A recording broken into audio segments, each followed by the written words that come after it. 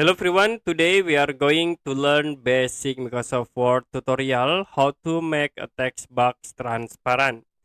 So we'll go to insert menu and then click on text box tools. You can choose this text box, click to insert into your document. Now we have the two options. You can hide the outlines or you can hide the fill shape. You can select the text box and you can click format tab. In here we have the shape fields. You can select, like you can use no fill to hide the shape, or you can change into another color. The other option, you also can hide for the shape outline. You can choose this option to hide the outline. And for the transparency, there are no options in Microsoft Word.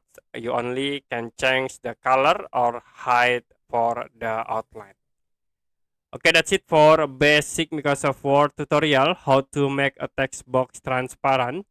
If you have any question about tutorial, you can comment below this video.